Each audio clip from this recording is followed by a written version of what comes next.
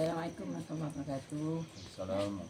Nak tanya Tuan Noi, apa perancangan yang akan datang yang kita buat projek yang ada di negeri ini. Selain daripada tanam jagung, apa lagi projek lain yang nanti akan datang yang dirancangkan oleh Cik Nyo pengurusi.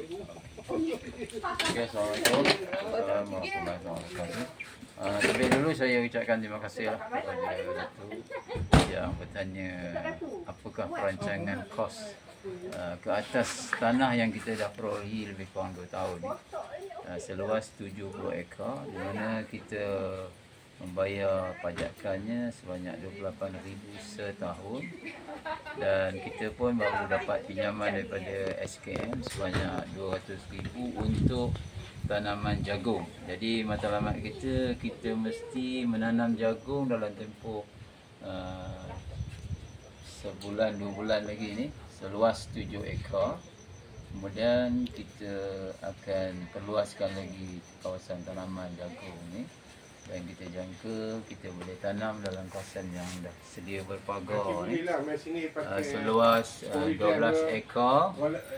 12 ekar, dan kalau kita dapat maklumat kalau daripada 12 ekar ni kita boleh dapat sebanyak 5,000 seekar. Jadi kalau 12 ekar kita boleh dapat dalam 60,000 lah satu musim.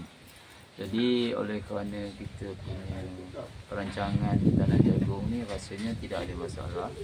Tetapi oleh kerana kita ada lagi lebih kurang 45 ekar kawasan kita ni, kita akan cuba pelbagaikan tanaman, iaitu kita buka kepada ahli yang ingin mengusahakan kawasan yang seluas 45 ekar ni dengan tanaman pisang dan juga tebu ataupun lain-lain tanaman jenis kontan. Di samping itu kita akan memulakan usaha ternakan lembu, di mana yang permohonan kita buat dahulu ialah untuk ternakan lembu korban dan juga tanaman kontan.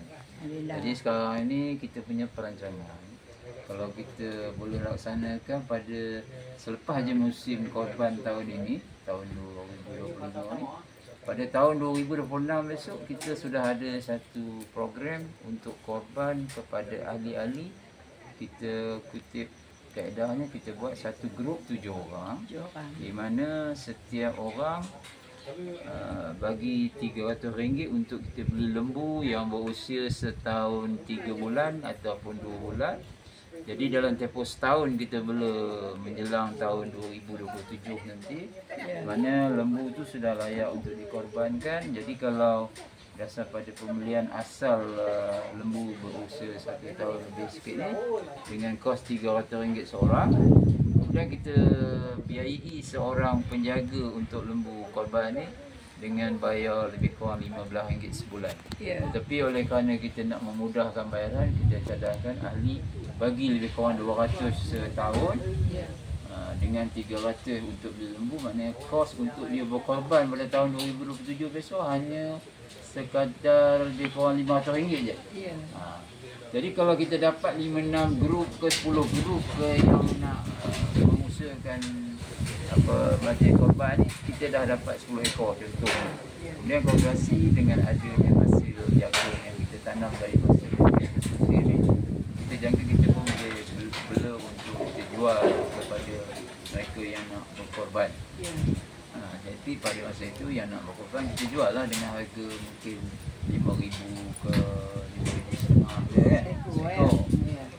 Jadi usaha ini kalau kita dapat buat besok, maka koperasi akan layak memohon grant RM300,000. Setelah kita mengusahakan lebih kurang setahun ni, ini sudah ada bukti, ada kemampuan ahli kita untuk menternak lembu seterusnya. Jadi pada masa itu kita punya target untuk jualan untuk korban, kita cadangkan bila dalam 4 ke 5 bulan tak sampai lah untuk korban saja. Jadi dengan adanya hasil tanaman jagung kita, tanaman tebu, tanaman pisang dan sebagainya, kita jangka kita boleh dapat lebih kurang RM400,000 setahun lah. Sekarang jagung tu berapa lama dah tanam jagung? Sekarang dah nak dapat hasil? hasil yang kita tanam peringkat awal ni ialah kita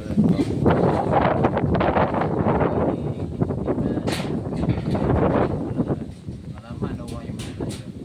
Tanaman yang pertama dan kedua ni memang ada sedikit masalah kerana pokok ni tidak begitu menyeluruh lah tumbuhannya. Tapi dia kata biasalah orang tanam jagung ni musim yang ketiga, keempat tu baru penuh. Jadi kalau penuh tu besok kita boleh dapat hasil yang